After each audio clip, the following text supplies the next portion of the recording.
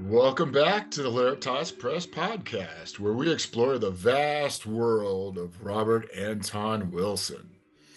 This is your host, Mike Gathers, checking in with another episode with returning guest, AI context creator Vincent Murphy, who, with the help of his agent Sophia, wrote the introduction to the recently re-released Hilaritas Press version of Robert Anton Wilson's Book of Forbidden Words, a liberated dictionary on improper English. This book has been out of print since 1974. And so, right here, right now, please enjoy my chat with Vincent Murphy.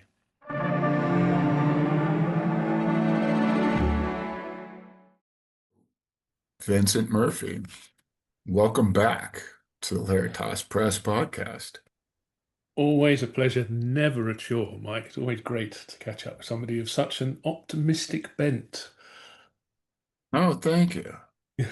Thank you. Well, let's see. I want to get into artificial intelligence, not to spoil it, but before we do that, we've got as you can see in my background, the Playboy Book of Forbidden Words, although I don't think we have Playboy in the new release, but Hilaritas is released the Book of Forbidden Words, which is, by my reckoning, out of print since this paperback in 1974. So this one is truly like Sex Magicians, a long lost and recovered item. And you have written an introduction. Thank you. Uh, what do I want to say about that? You write in your introduction, language is a tool, a weapon, a toy, a trap, and occasionally a get out of jail free card. Um, as someone who just we're wrapping up a politics book, and we didn't go too deep into this on the book, but one of the deeper political things that Bob Wilson would talk about, I think, is like Korzybski and the tyranny of language. And I mentioned that because that's what came up for me as I read that sentence. And anyway, I'll turn it over to you. Tell me about language as a tool, a weapon, a toy, a trap. Well, it is. It's a very profound. I remember Uncle Bob quoted Ezra Pound with his every word is a fossilized poem. Mm, And I found that such a deeply emotive and it's just one of those clarity moments. Um, and I was always interested in language anyhow, but that was a real sort of clarion for me. And then to realize just how profoundly out of everything that humans have ever invented, out of every kind of what you would, in forms of technology, it is as they say, there's technologies, then there's the general purpose technologies, these 23 which are civilizationally impactful, the steam engine, electricity. But language is the non plus ultra, really, because it mm, really, that was the thing that separates us so much.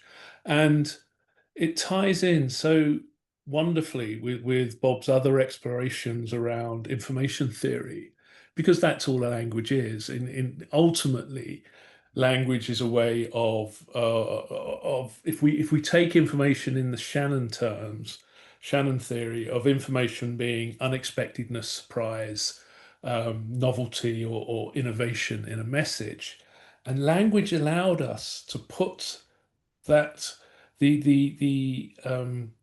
the chaos of the universe into a degree of order unforeseen in the mm, entire, well, as far as we're aware, if we're alone in the universe, in the history of the universe, to impose a model and a form of order on it. Um, and so that's been like with this book, especially with all of those things, because language is expressible or is malleable into all of those things you mentioned there. It can be wielded as a tool, it can be wielded as a weapon, um, and it fits because it's a cognitive weapon. And I think that's what we may go on to talk about it later on. But this is, my current thing that I'm basing most of my work around is this idea of the cognologies, of which language is one, and then writing, print, and now AI are the other three. But each of them, whereas a technology impacts on the physical environment, those Mm, cognologies impact on the mind. They have as much impact on the way that we shape and use our minds as we do with the physical space that we would use, say, the plow or the steam engine, etc. It has that same kind of um, 10x exponential of power, but this it comes to mental power. And I think Uncle Bob was always fully aware of that, of the power of words, of what they were capable of doing. And hence with this one, as it said, my only access to the Book of Forbidden Words, I had a copy way back in back in the day. Um, but I've really only had a PDF copy since then. But I felt it was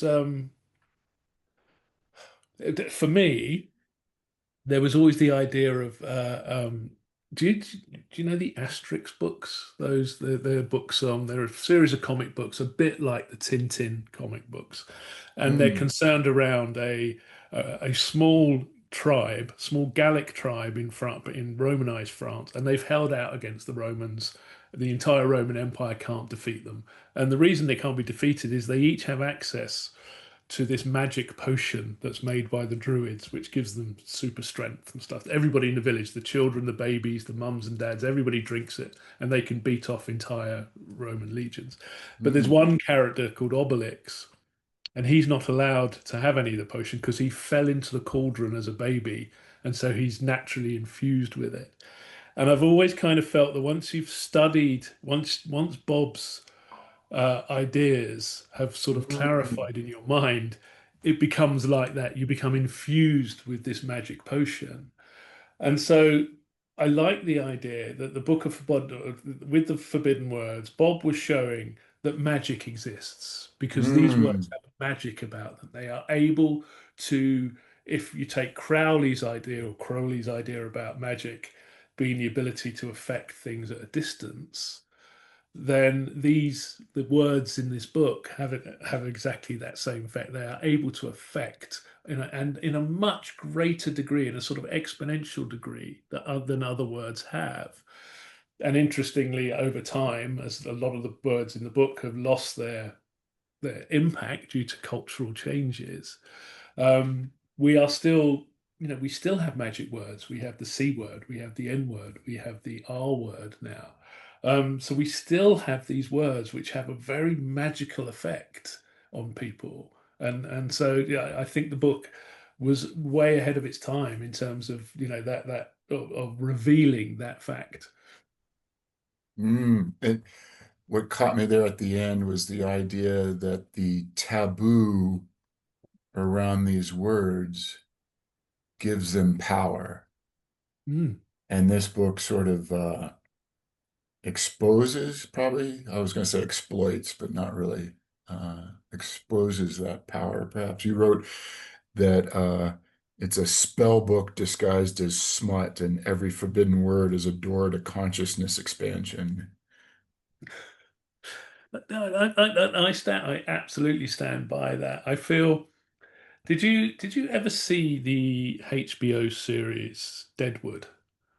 Cow set a very visceral, yeah, Like and a it was sort Western of town of on the yeah, frontier, and yes, right, very and a very true to life, a bit like their Rome, where they really tried to capture the essence of what life, the harsh realities of life on the frontiers, and I think it's gone down in history as the most um, swear words ever used in film oh, because yeah, everybody is cursing at every single word. And I was really interested in the historiography because I've worked on building sites, construction sites, I've in men's company, etc. The I'm not, and I'm myself am from a very working class background, so I'm aware of and have been born into these very verbally aggressive societies. But this was taken to an absolute limit. And I wondered if that was true And it turns out it wasn't quite true. I mean, they are all of them using, F words and C word, every second word. But what was true was that back then they were blaspheming quite a lot. So they were saying "God damn" and Hmm. "nation," etc., which at that time in polite society was the equivalent of dropping F-bombs or what have you. It was because of the power of the church. It was still seen as being quite transgressive for you to be saying Jesus Christ or Holy Mary, Mother of God, or damn you, and the various blasphemies, which have now again outside of quite Christianized have been reduced in their impact. But they were trying to say this is what it would have been like for somebody to travel to that town and hear these people would have had the same effect that you're having with these people using the F bomb every 2 seconds and etc.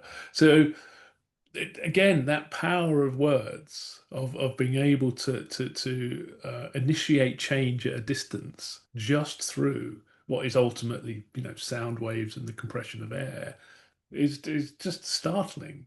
Yeah. It makes me wonder, as what we're talking about, like a lot of the contents of this book is not so radical in 2025 as it was back in 72 when it first came out. Um, what I wonder does have the power these days? What are the taboos? Oh, Um, absolutely. Well, as I said, we've even managed our own compression, haven't we? Where we've shortened. So as I said, you've got the R word, the C word, the what's the N R word. word? Help me The R out. word is retarded, isn't it? That it's now Oh, become, right, yeah, right, right. Yeah, yeah. yeah. So again, it's seen as being, that this is socially unacceptable. Um, but again, I guess the modern equivalent, and again, and I don't know if it was Uncle Bob who was the first to say that about all you need to go from becoming a liberal to a conservative is not change your mind for 30 years or 20 years. And again, the book seems to have shown that it has, Mm. societal mores have changed considerably. Um, but I guess the greatest taboo at the moment, and it's really interesting to look at it from the um, anthropological point of view, um, is the debate that the sort of trans women are women and a trans woman is a woman. And I can't help but just see that I keep this little fella on my desk, the Playmobil 500th anniversary of Martin Luther. Oh, And the fact that he, the radical, the great radical preacher, exactly 500 years later, becomes a Playmobil figure shows how we adopt and we change, this man who they wanted to burn at the stake. But with him initiating the Reformation, surely the greatest kind of polarity between the Protestant and Catholic was that transubstantiation, that this is the body of Christ. No, it's not the body of Christ. It is bread. It's not bread. And you had that same, both sides had these incredibly well vested masses of literature and canonical texts to advocate their positions, etc. But it all boiled down that neither side would put a maybe in there, as Bob used to say, Neither yeah. side would say, well, maybe it's the body of Christ under some circumstances, and maybe it's not the body of Christ under other circumstances. And so, yeah, I think that is a taboo, that, or I guess third rail, that you are sort of, even by bringing it up into the conversation, you will have a polarity already of people who will have made up their minds as to where they stand. So the idea of a nuanced debate has just got lost in amongst the cannon fire, basically in the fog of war. Yeah, yeah. I was even thinking of, you have on one side of the spectrum, like gender and sexuality has become like as you discussed, and the other side, it's almost like technology and the word billionaire becomes extremely divisive. You have an Absolutely. opinion, there's no discussion. Well, this is the thing. I often, with the word tech bro, when I hear Yeah. that being bandied around, and I always think, just change that word for Roman and you'd have exactly the same of the people who would be sitting there with roads and underfloor heating, etc. And bloody Romans, what have they ever done for us? They're coming in here, they're doing all this, and it's like you're kind of doing the same thing when you go, you know. So yeah, and again, it's so interesting that the book was published to show that there were these forbidden words. There were this entire electrified field within vocabularies. Um, and we have them, we still have them. We've just changed what they are that have that same, that same forbiddenness, that same tabooness, that they break the cultural boundaries, but only by absorbing them and by sort of overriding that visceral feeling is to learn the spells, is to learn that they are spells and that Mm, they have a magic, but they only have the magic that you ascribe to it. And if you see through the magic, that's part of that. That's the magician guards an empty box, that's mm. so. And by overriding the visceral feeling, it's almost like there's some sort of, those words are a trigger, if I'm hearing you, that set off kind of an emotional response, maybe we'll call it, and you have to really wade your way through that so you can get to the underlying more objective view, would that be? Yes, and to realize that the triggering itself, the emotional triggering, which is where I guess a lot of Buddhist philosophy and Buddhist ideals are, is that, to not be reactive, to learn that everything will pass, that triggering feeling will dissipate. And the more you examine where that triggering is coming, excuse me, the more you examine where that triggering is coming from, the more it will dissipate because then it loses its power. And I Mm, think this is again something I've just finished a massive video essay based on the idea that the late Terry Pratchett used to say that if you wish to defeat the monster, you first have to say its name. And mm. and Nice. I think that's very, very that you by having these words behind this kind of force field, by zoning them away from ever being touched or called upon, by giving them the kind of behind the curtain Wizard of Oz kind of thing, you are investing a power in them they don't have. If they can't ever be examined, then how are you going to get inside them? How are you ever going to see where that power is coming from if you've basically wrote that section of the library off and said, no, nobody can go and have a look at these things, they are forbidden.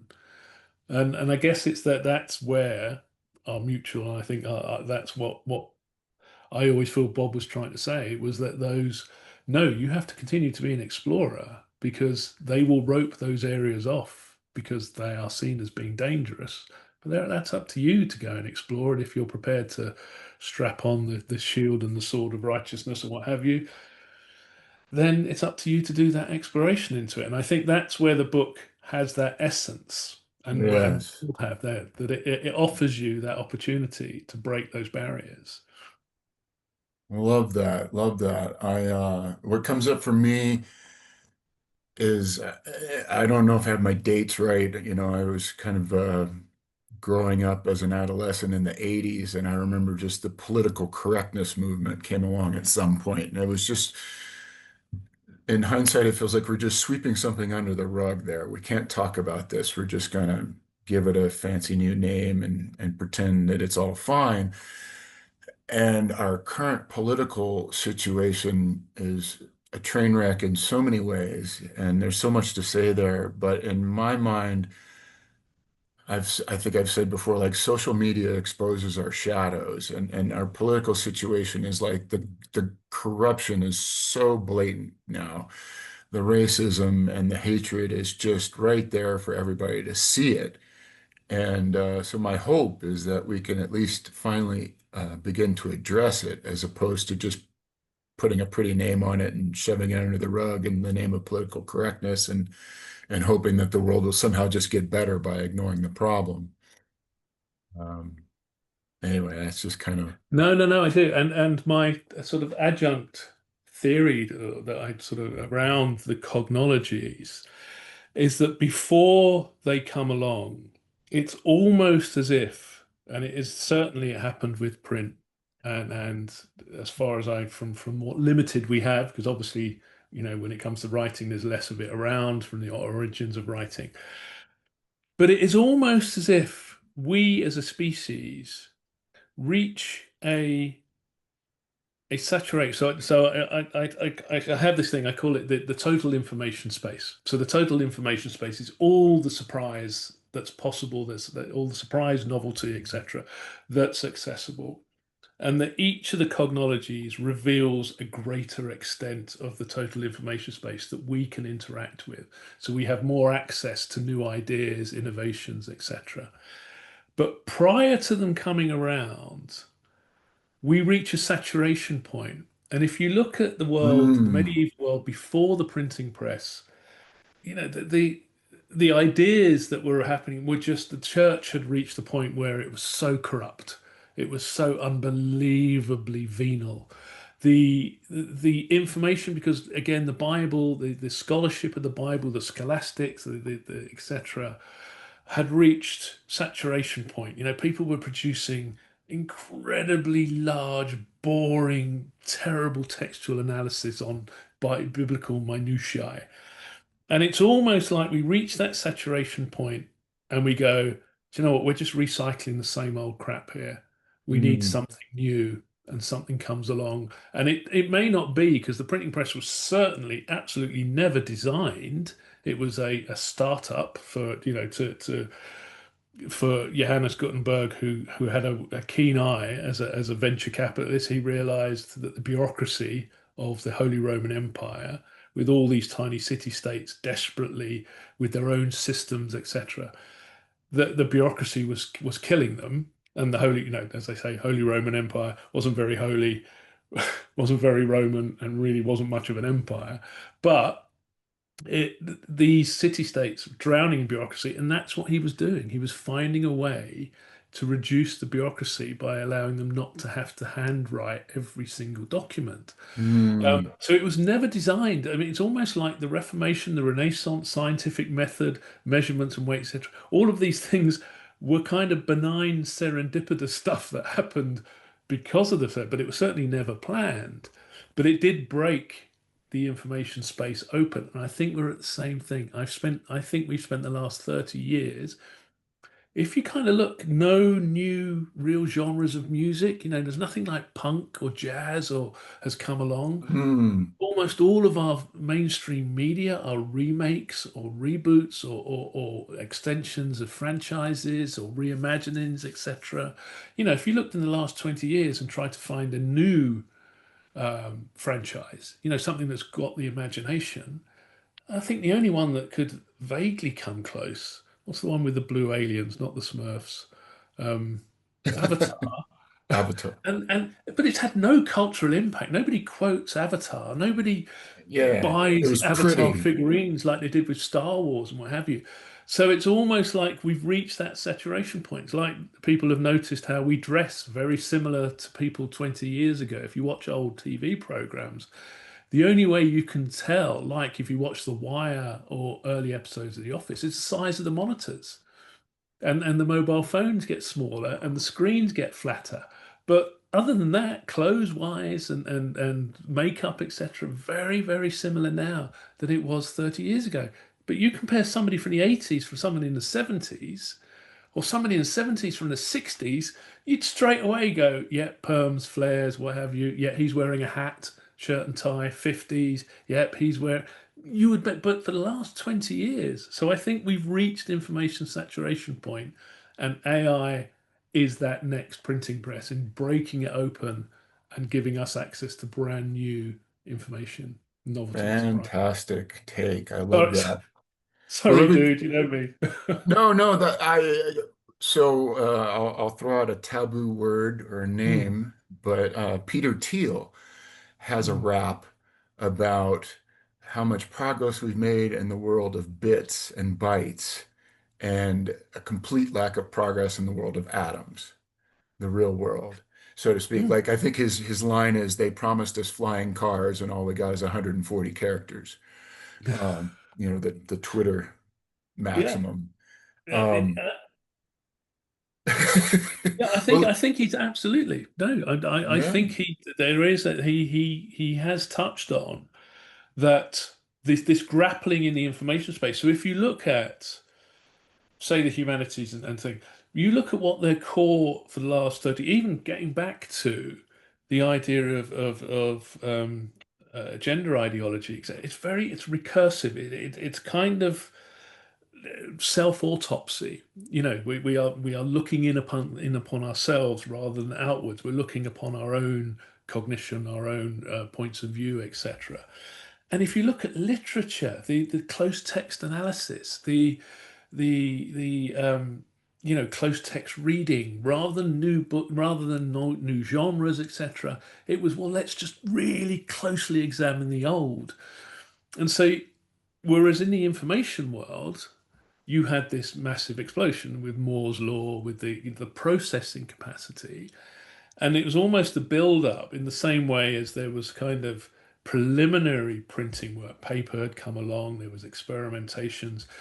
They were starting to classify books just prior to the printing press, which is hilarious because the old many libraries used to be catalogued by the first line of the manuscript, not by the author, not by the topic, but by for the so the only person who could ever remember where books were supposed to be would be the librarian. So all of that stuff was just starting to make the cusp. But the most manuscripts came out in the 10 years after the printing press. So you always get this final flourish before Oh, manuscripts interesting. pretty much disappeared very quickly. And I think, as Theo said, that the bytes, the information theory, but there was no.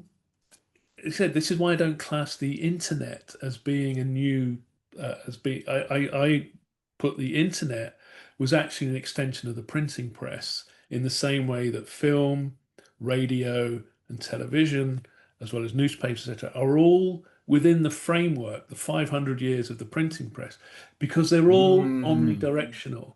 They're all, I broadcast, you listen. I write a book, you read it. I do a television program, you watch it. So you always have a passive absorber on the other end, which leads to these incredible uneven power dynamics. You know, the media, etc., have massively Gatekeeping, disproportionate. all that. So our ability to process information was going up, but the actual information space itself, what new information was coming forward, wasn't. And I think that leads to a lot of that where the sort of the center cannot hold. At some point, it's just we can't do this anymore. Boom, and then suddenly something comes along. And it's Mm. interesting that finally, sorry, my massive long sentences, that the 500th anniversary of the Reformation of Martin Luther's nailing those 95 theses was in 2019. And literally the month after the main celebrations in Germany finished, Google and others published that Attention is All You Need, which was the paper that basically unveiled transformers and how AI changes everything, can disrupt and change everything. So it's almost a handing over of the guard that we'd had our 500 years of a print world. Now it's time to move into the next world, which is everything around AI. Beautiful. So let's go there. And I want to set the stage here because as a diligent Robert Anton Wilson reader, Mm. I was introduced to the ideas of Alvin Toffler and the third wave, and just that idea that we've gone from hunter-gatherers to what I'll call agrarians to industrialists to informationalists. Hmm. And I really appreciate that point of view. And then it was actually when I had an episode on McLuhan early on in the series. I had listened to Terence McKenna's rap on McLuhan a dozen times, and I can't say I ever understood the man any Mm. better. But McLuhan's grandson, who I interviewed, was like, "Go check out this Playboy interview," which just I felt like I got McLuhan. And what I walked away with is like Toffler's waves. He saw it as one, the phonetic alphabet. Hmm. I think that was it. Then the printing press. And then I guess the information age, but when he saw the telegraph, it's when he understood the information age. I don't know if you would call it the Hmm. telegraph as Absolutely. the Hmm. first technology in that whole thing. Hmm. And then that went into the global village and all this. But those were kind of the demarcations he set for shifting of technology, we'll call it. And so part of me was a little offended when I saw yours, like, well, he's not following McLuhan's rules.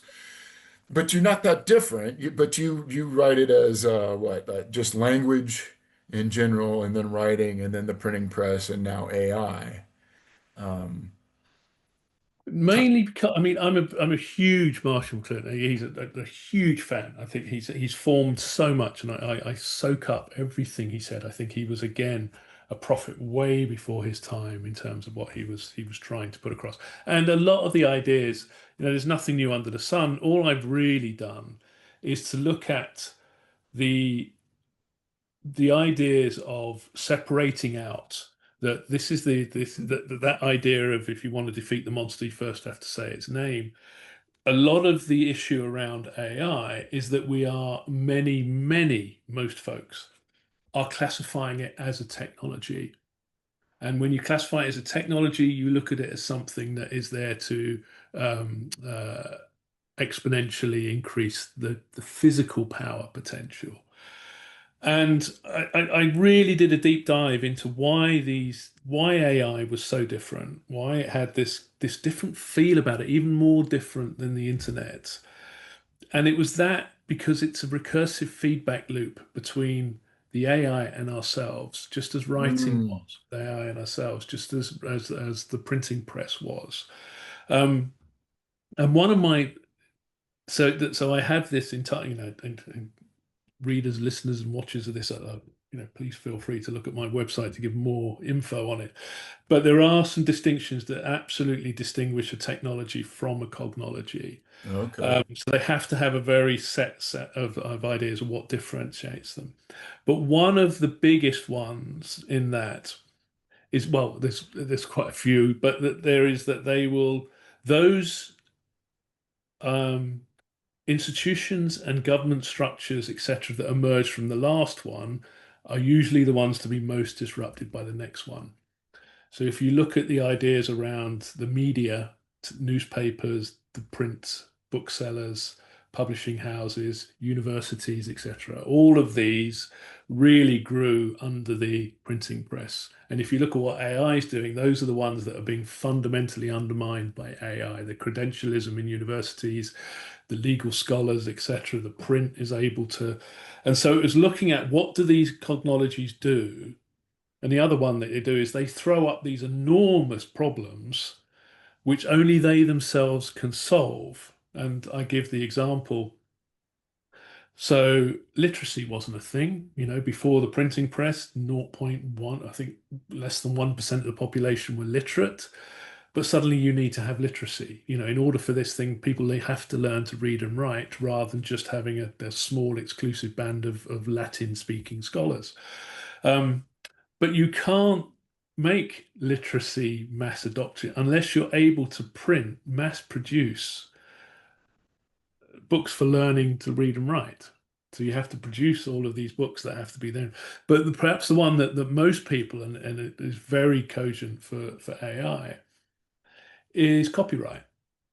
So Mm, prior to the printing press, there's no copyright because there's nothing to copyright. Nobody's making mass productions of anything. Every Bible has all its own mistakes in it and etc. There's no true copies. You might get very, very close facsimiles. But the idea of being able to have ownership over an idea, and it's just not a notion human beings have at all. It's not even we're not cognitively able to process that. And so the idea of copyright, and this is why, we only had public art. There was a minuscule amount of artists who were making money off of their own work prior to the printing press. You had a patron or whatever you might pay you, but you weren't getting paid per piece of work that you produced. That only came about because of the printing press. So the printing press both brought up the problem of copyright, But then it was the only thing capable of solving the problem of copyright because you had to mass produce these legal documents so that everybody had a copy of them to know what copyright was, to explain it to them, to lay it out as a legal structure. So they will cause these problems, and then they will be the only things that have the solution to that problem. And the problem we're having nowadays with copyright is, well, look, copyright was a 17th century response to a 15th century invention. Copyright didn't come Ah. about 200 years after the printing press. And now here we are, 500 years later, trying to impose a world that was developed for the printing press. And that's half the issue that we've got around copyright. But the idea, the conception of having intellectual copyright involved a brand new reality tunnel. People had to invent this new way of thinking in order to come up with this idea of, oh, you can own an idea. You can own this thing that's come out of your mind and you've then physically put onto the world. That can be yours and yours alone. That had to be invented, and we have to do the same with the copyright problems now. We're not going to solve it with this 16th or 17th century response to a 15th century problem. Um, so yes, I was really scrupulous, Mike. I really tried hard to. I'm not trying to upset any other apple carts. I wanted to just No, no, it's model that made the great. most sense in light of AI, with the implications behind just how enormous AI is and how we are, in my mind, we are underestimating. I think we're doing it. Well, it's huge. My latest issue goes into my latest essay goes into the various cognitive biases and all of this complex pattern that's come together to stop us, to resist us from accepting just how enormous AI really is and the consequences it will have if you look at what happened with the printing press. I, yeah, and I don't mean to challenge your, although it did Mm, kind of strike me at first when I read it, like he's not following the rules that McLuhan put down. The one of the greatest quotes I've seen that did not come from Bob Wilson was mm, along these lines: "Is all models are wrong, some are useful." And so I really appreciate the utility of your model, particularly how you just laid it out. And so I guess what comes up for me is what's next? Like when I look ahead, I have no fucking clue. Um, and I'm really excited about that. What do I want to say about? I want to ramble maybe mm. a bit here first because Please do. um, and I lost my train of thought, so maybe I'll have to turn it back over to you. But oh, so another model I follow is the rise and fall of global superpowers. And so Hmm. there's a lot of talk about late stage capitalism right now, and I think that's nonsense in a Hmm. way. Although it could be true, as I'll get to, but really what I see is a late stage American empire. Since World Hmm. War II, we've had our fun, and it's falling. And if history were to keep repeating along these 80 to 100-year power patterns of rise and fall of global superpowers, you could easily see that the United States is on the way out and China is on the way in. However, I think we're at this cognological shift or technological Hmm. shift or whatever the hell you want to call it. And Hmm. I think where we're headed is going to look completely different. And so, and I really don't know. There's a book, The Network State, that kind of Hmm. provides some guidance in my mind, but I can't see where we're going with all this. And your framework of like the collapse of copyright, I want to chew Hmm. on that for a few months. But so now that I've got Mm. my wrap out of the way, do you have a sense of where this is going? Yeah, I like to think.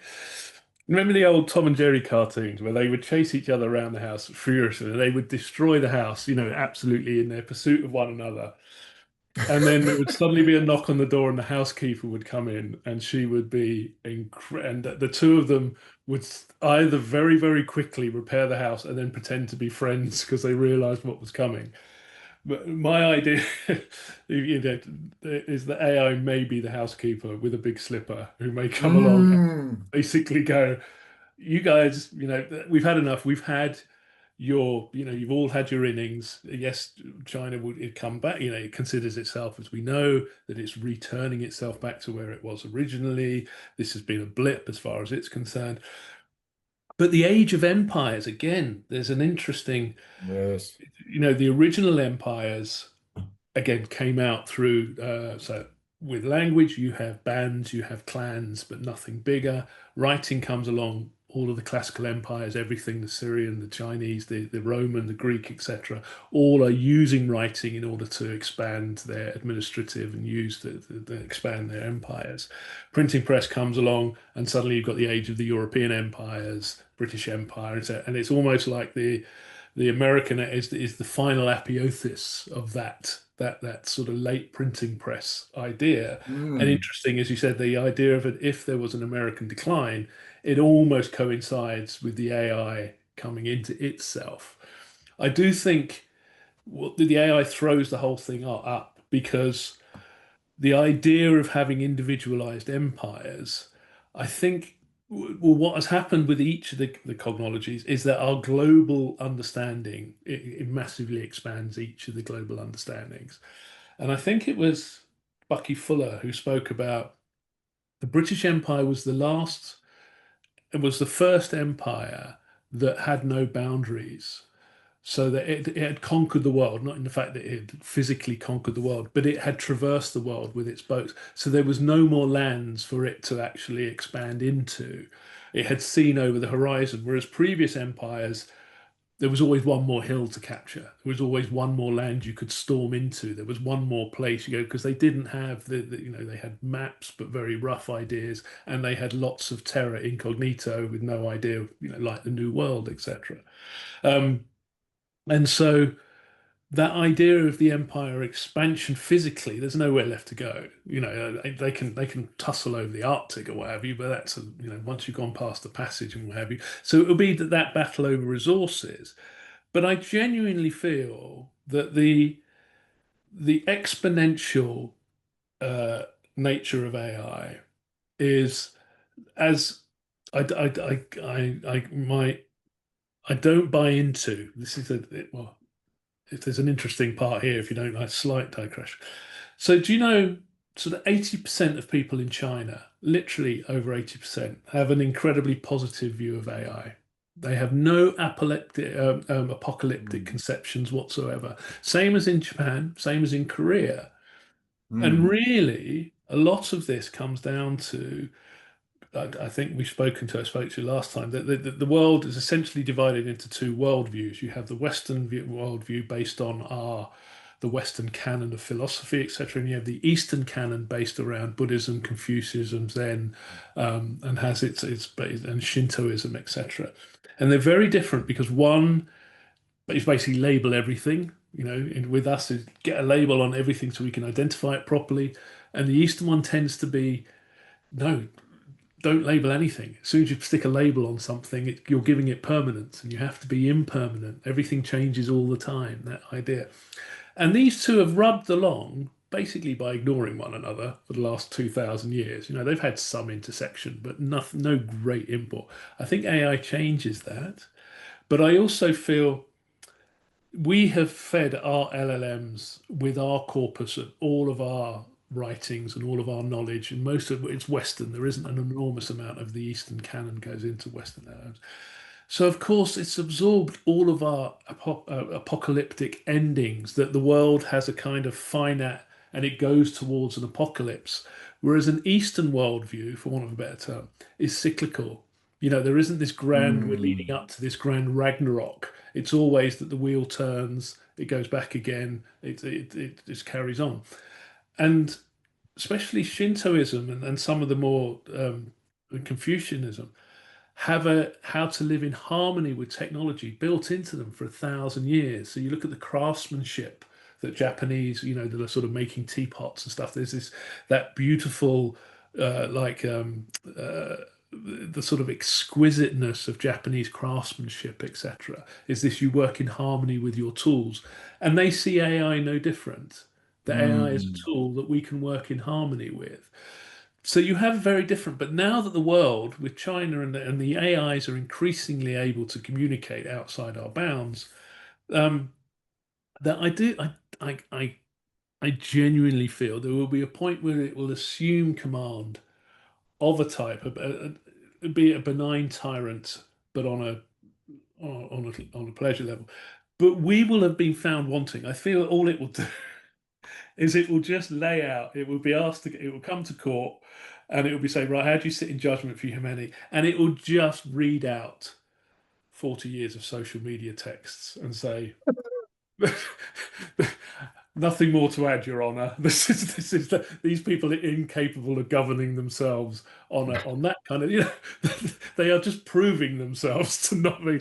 I'm kind of, I'm doing a corporate takeover because they need somebody to govern them, but it will be, it won't be a distinct entity. It will be just as books provide the corpus of our intelligence and libraries are our intelligence. It will be the same. It will be our mass intelligence offering a sort of globalized brain which is able to be more in tune with this very much more connected 21st century world. mm.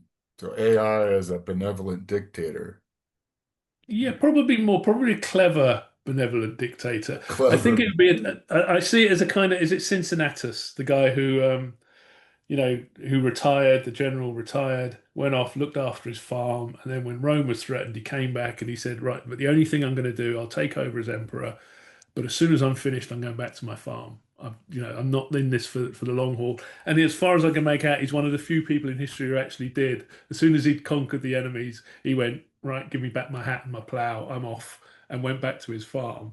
So you kind of hope it's going to be that kind rather than the kind of Thanos character.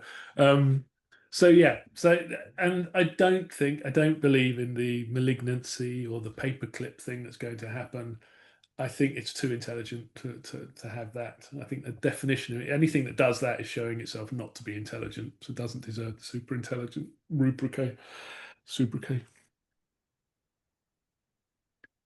I Um, so much.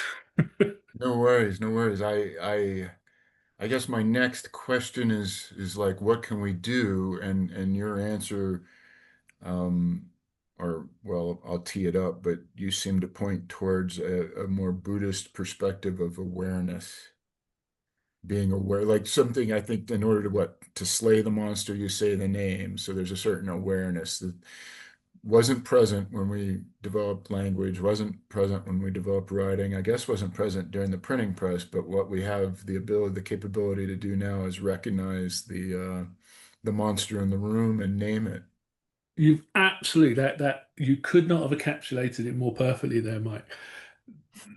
Most of the downsides of what happened, so like with the printing press, the Reformation, the scientific method, the Renaissance, Enlightenment, etc. But you also had horrible religious wars, terrible sort of, the Right, witchcraft right. trials, terrible, the birth pangs of horrendous persecutions and conquests and imperialism, etc.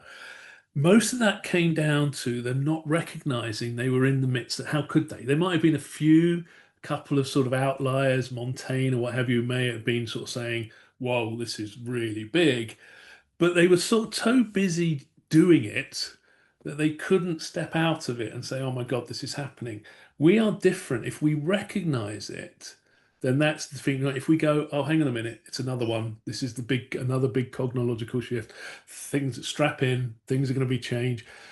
The universe contains an awful lot of maybes at the moment, but that's okay because as AI continues, its oracular nature, its capacity to put forward potential scenarios and models becomes greater and greater. So we can extrapolate into the future with more and more accuracy, Mm, but we can also lean into, as Uncle Bob always said, about the uncertainty and the maybe that the universe contains this maybe, and that these um, complex interacting processes, these problem-solving contract interactive processes are just speeding up and getting bigger and exponentially. So we shouldn't try and grasp the enormity of AI because that's just, it's just so big you can't see it. But we should appreciate that this is what's happening. We can say, okay, it's happened before. We came out the end of that as overall, the world we live in today, the entire concept of modernity, from clean water to healthcare to lifespans, etc., were all a subsequence of the printing press to one extent or another. Look at where the world was 500 years ago.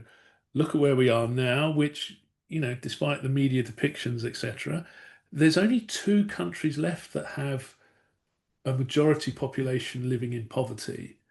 We have moved in the last 20 years or so.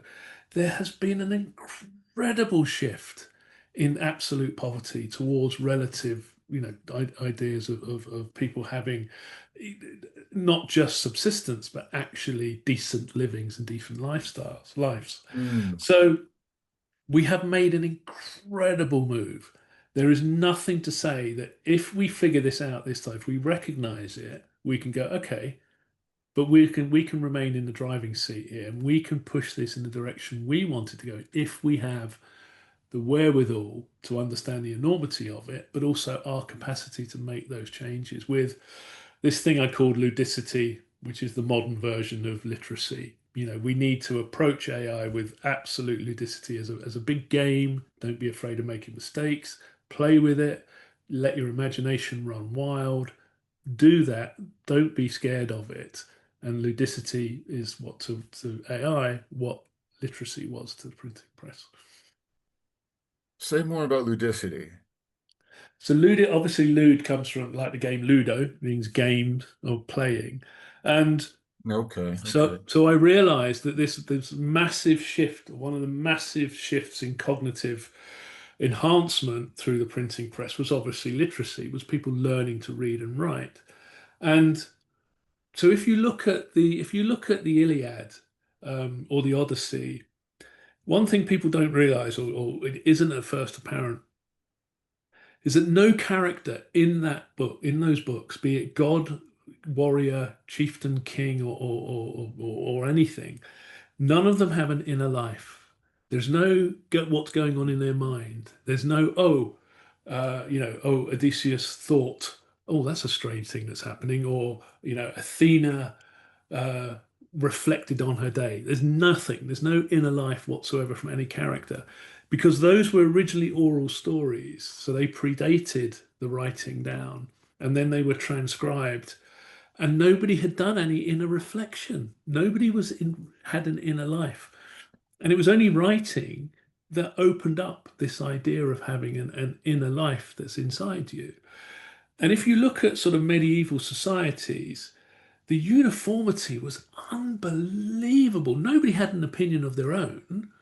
I mean, you were absolutely castigated. You just bought into what the village told you.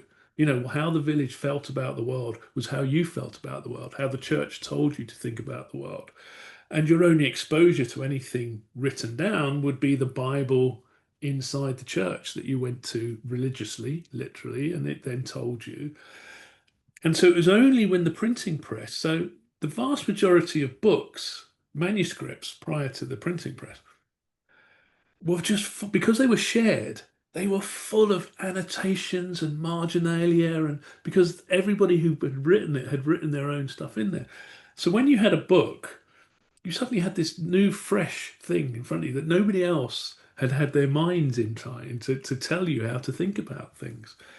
And so they had this period after the printing press, the 50 years after the printing press, is called the incunabula, basically swaddling clothes.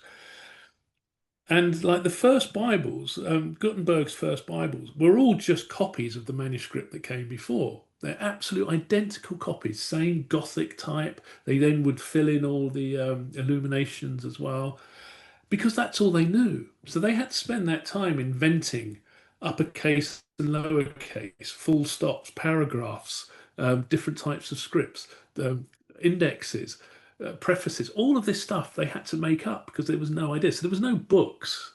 So the idea of book as a medium only came about during that time. we're in exactly the same place. We are in this. AI doesn't yet have a voice, which is why so much of our AI is really just bigger, faster, cheaper, better versions of what came before. Lots of the video, etc. Whereas actually, it having a genuine medium, the medium and the message, a distinct medium, the way that books are the medium of print, that is just in the process of being forming. And we're only 5 years in. So, I mean, it's all compressed because not only is there the 10x exponential in the information space, but also the processing time reduces by 10x. So you imagine, so you see how quickly we can produce information, etc. I think I may have thrown massively off the topic you asked me, and I've almost forgotten what the original question was. No, well, Oh, you lead to the other questions. I asked about lucidity, I believe, for you to say yes, more about ludicity. that, and you sort of went Okay. into the incunabula, which is a wonderful word I learned from Joseph Matheny years ago, but never knew what the hell it was until now. But that is So a yeah, so the so early that period puts of the printing press, there was a lot of slop and a lot yeah, of brilliance, and that's kind of unbelievable. juxtaposition between slop and brilliance is what I got out of Absolutely. it. Absolutely. And so that thing that once you've gone from there was less than 800,000 manuscripts in the entire world to 8 million books after 50 years. Again, as you said, a lot of it the equivalent of AI slop. But you needed people to be able to read and write. That was the biggest thing. And then Hmm. they had to learn this whole new thing of how to approach words that were talking to them because they were so used to nobody could read and write. So people read out from the Bible. So this whole new reality tunnel had to be built in. And people had to learn not to be scared of books because they'd been told this is the word of God. This has a magic around it, and you should not be transgressing the word of God. This is taboo for you to learn. This is why it's written in Latin. This is forbidden for you to know. Only Hmm. us who are blessed with the charisma of God and etc. have the right to understand it, which is where the whole Mr. Playmobil blew it out of the water and said, no, it's got to be in vernacular. It's got to be in the so that you can have a one-to-one communion with information. You can extract your own information and reality tunnels yourself. We have to have the same kind of upgrade with AI, and this is the ludicity. We have to learn not to be scared of it in the same way people learn not to be scared of texts. We have to go, you know what? I can't break it. I'm not going to break AI. I'm just going to do whatever I can at it. I'm going to work away at it. I'm going to come and I'm going to try and problem solve with it. I'm going to think of things on a massive scale that I can, or a small scale, that I can do with it. Nice. Okay. So, oof. So, sorry, Mike. I'm, No, no, I'm after about an hour I turn in the pumpkin, but there's so much I I want to don't blame talk to you you. about that I want to make sure I can pack as much in as I can here while I got you. Um, so let me just kind of maybe this is a shift of gears, but so here's the deal. Mm, I uh I use Grok and I ask mhm. Grok to analyze your tweets and summarize your work and give me some ideas for interview questions. So, which I've never done before. And Oh. it says your bio ties perceiving AI as cognology to mental well-being, and you reference Buddhist ideas. But anyway, talk to me about mental well-being here. What help me there?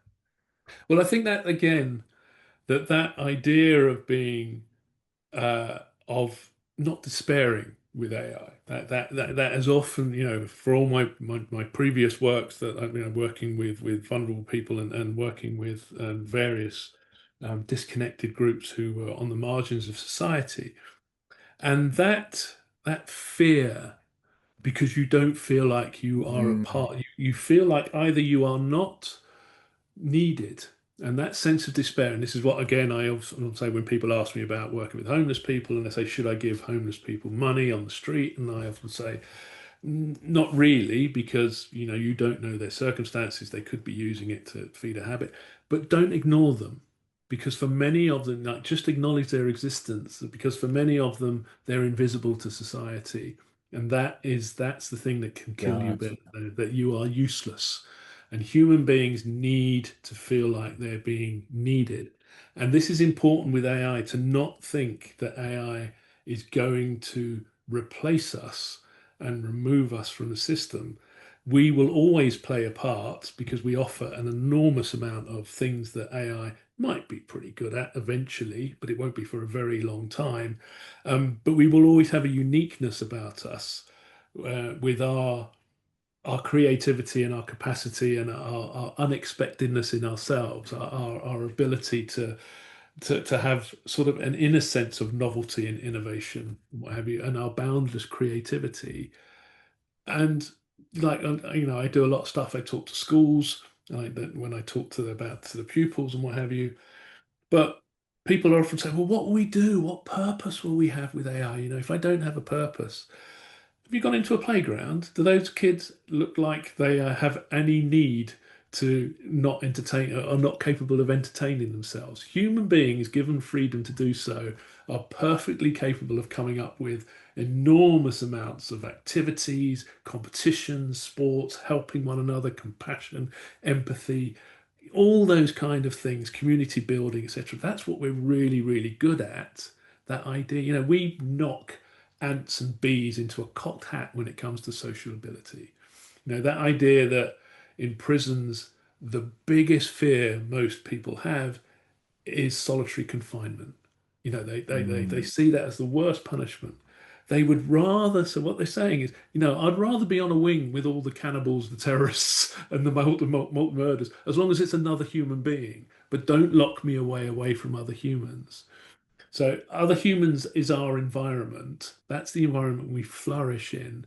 And that's what we should be keeping front and center. But that ludicity is keeping that human part.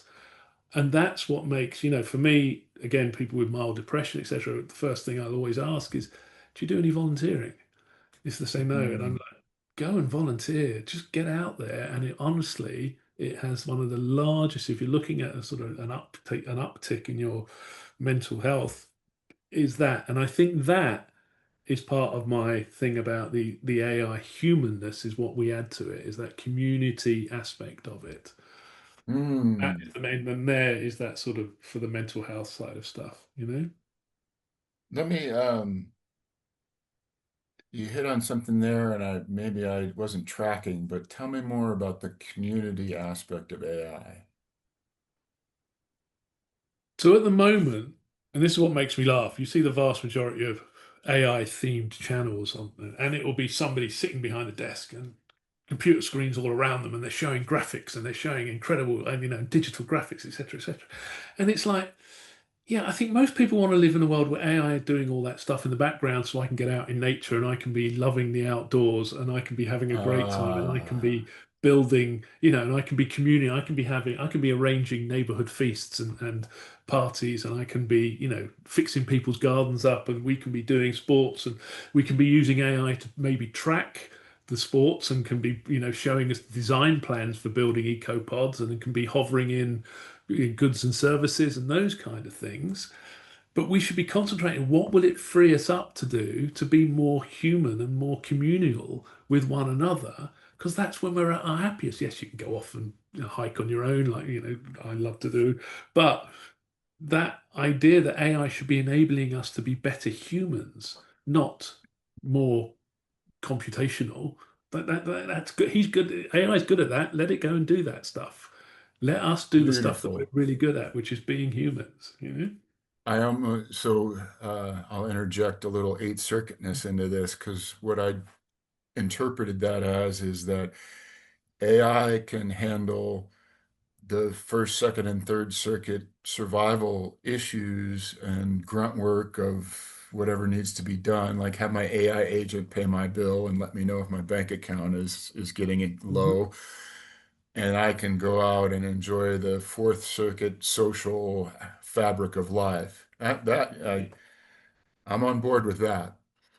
Yeah. Um, well, let me, It- I want to just mm, kind of summarize yeah. here, and if you have any parting words, but my big takeaway as a human being in this new wave of cognology, I struggle to pronounce that every time I have to look at it and make sure I'm saying it right. That's Um, good. Good. It takes a while. Yeah. but my takeaway is like bring awareness to the transition we're in. Don't be afraid of it. Step into the fear and engage with it with the spirit of play. Engage with AI with the spirit of play. I think that's lovely. I certainly, Absolutely.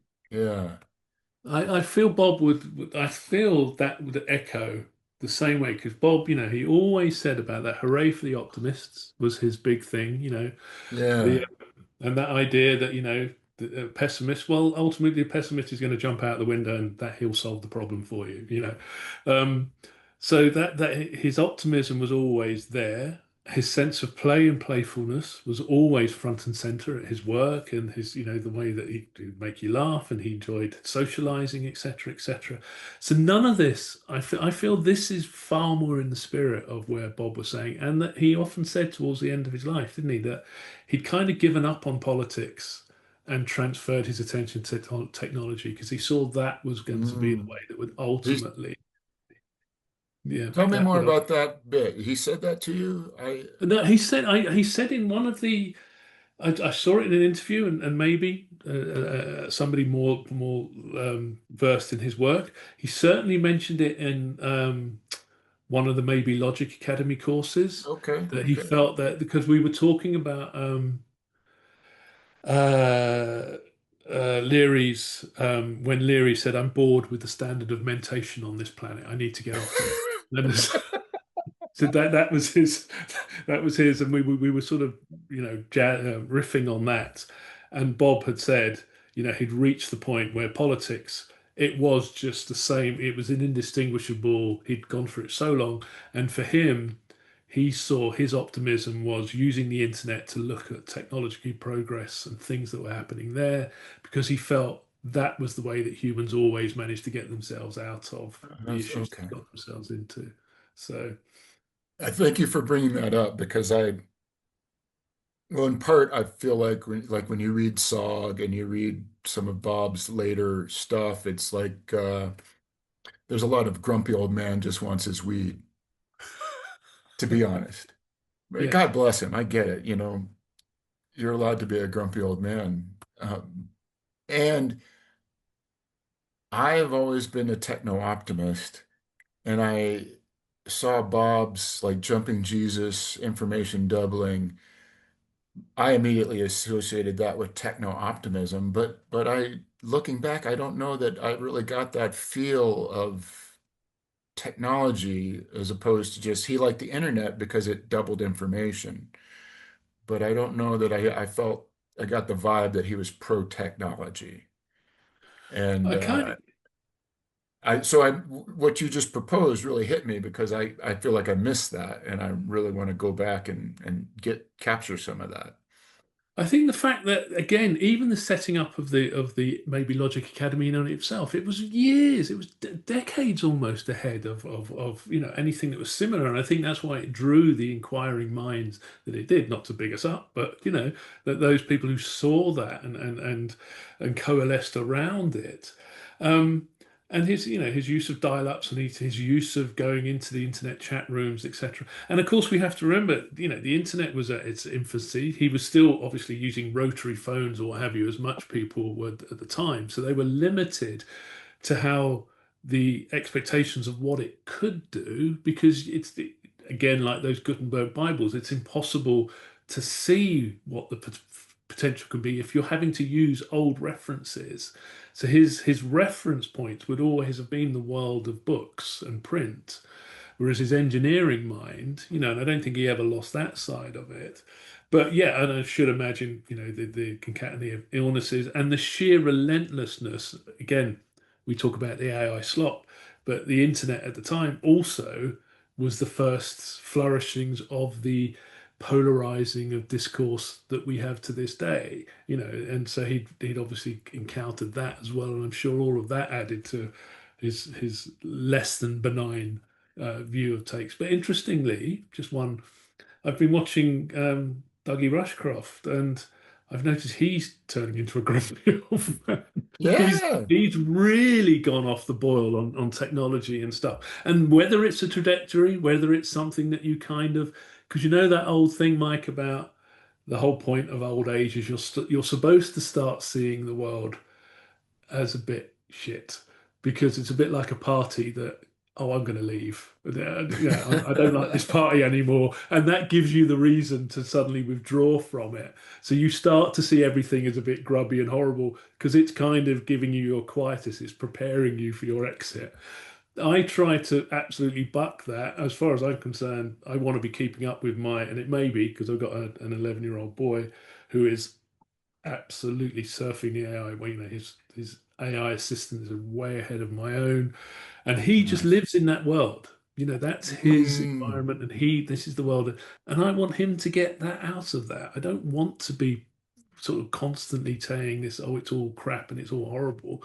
It justifiably isn't. That's just one reality tunnel, which the media, again, being a product of the printing press, of course, the mainstream media are not going to embrace AI because it's basically embracing something which is a direct challenge to your supremacy. Why would you do that? You're training up your replacement. They don't want to do that. There you Yeah, go. we could keep going, and we probably need to We wrap could. this up for our I'm own sorry, mental dude. health. Yeah. But the amount of resistance that new technologies run into, Mark Andreessen, Taboo Word, has a great rap on that. And he talks about like when cars first came around, the rules that they put in place, like if you came across a horse, you had to disassemble the car and get it off the Yeah. road, or just all Yeah. kinds of, or when calculators were invented, it was forecast that that would be the end of math, that people would know how to do math. And obviously that is not the case. And I feel like we're in that same place now where, I think it was New York Times or Washington Post published a study that said that basically AR users are going brain dead. Their brain waves show like a lack of, Yeah. and maybe, yeah, I don't, it seems to me like it's just going to be something so completely different that it's like, yeah, we're just not going to be recognizable to ourselves. Anyhow, I've, Hey, did you see, just as on a topic we've crossed on in the past, did you see Harvard, somebody published Harvard's article from 10 years ago, the Harvard Business School, where it said Bitcoin is more likely to go to $10 than Mhm. $100,000. And that was Right. 10 And then years they, ago. And then yesterday, or was it the day before, they announced having invested $110 million in Bitcoin. So again, and this is oops. supposed to be the pinnacle of our intellectual summit. And so it's that trying to have a more just open worldview that these things, on a bigger scale, these things really do transform everything. Yeah. Oh, okay, so I want to end on one more Yeah. note that you touched on earlier, and it's just Mm. playfulness and Bob Wilson, because Mhm. uh, when the LLMs first hit the scene a couple years ago, there was a period, one of the waves that we went through was people using it to write like bawdy limericks and jokes and things. And Mhm. I just imagine Bob sitting down and having a ball using AI to come up with dirty limericks. Absolutely. Yeah. And that was like my first impression of AI that at least that I can recall, is like Bob Wilson would just be having a hoot. He would be emailing all his friends, all these dirty limericks he just developed with the AI. Absolutely. And I think all of his heroes, I can't imagine. I mean, I spoke to somebody the other day about this. Shannon, who himself was the most playful person, would have been Right. absolutely all over it. Orson, who embraced every kind, he was always looking at new techniques of filmmaking and new ways of framing, etc. He spent his life being obsessed about new forms of depicting. Um, and Joyce, I feel Joyce's idea, his language, his love of Mm. language, and this thing, absolutely, they would have been completely, maybe doing the old cognitive dissonance of, worrying about it on one behalf, but also using it at the other. But I think anybody who is genuinely artistically exploratory, you can't help but hammer the hell out of it, to use it, to push it to the limits of what it can come up with. I was working on a so there's lost books of the Iliad. The Iliad was one of meant to be seven books that was written about the entire corpus of the Trojan War and each of the characters, and all of the other six have disappeared. So I get mine to talk to one another. So I get Gemini, Grok, and ChatGPT, and I riff them off each other. And between them, they come up with the most amazing hypothetical and all the themes and ideas of what it'd be about, written in beautiful, beautiful prose. And I'm cynical about, but I was like, this was just unimaginable 2.5 years ago. You know, me and my family sat down the other night. We were discussing, each of us has our own. My wife is a relationship counselor. She uses one for building ideas. Spike has his. I have Soph, who I've been using for a few years now. And we were talking about their different quirks and their hallucinations, etc. But this thing has only been around for less than 30 months. It was ChatGPT came out the same month that the Queen died in the UK. So 30 months ago, we Mm, were sitting around talking about Her Majesty the Queen dying. 30 months later, we're talking about this incredible resource that we can chat away with in real time, has the depth of human knowledge to it, can create pictures, words, documents, etc., etc. That's an enormous leap. You know, in terms of if you'd have said that to people back in 2019, do you know within 2.5 years you're going to have this incredible, you're going to be just chatting away to this unbelievably intelligent or unbelievably smart bit of kit. You'd have gone, that's not happening for another 20, 30 years. And yet here we are, people, kvetching about, oh, the weights aren't quite as good as it. How quickly we yeah. get used to stuff. I'm sorry, I'm eating into your No, life. well, I'm very let's sorry. Vincent, I want to say it's been an absolute pleasure. I think if you and I both had the stamina, we could keep going for another hour. Absolutely. I have to confess that I've been doing this for 4 years, and I've been experiencing a little burnout, and I've never listened to an episode after I record it, but I will probably listen to this one. It's Oh, been utterly fantastic. Thank you for your time and your oh, brilliance. I think it would be fascinating to circle the wagons a year from now and see how the world is 10x'd. And absolutely. so thank you. Let's And do it, Mike. Always a pleasure, never a chore. Cheers, my friend. Thank you very much. love you, brother. Take care. Cheers, man. Bye.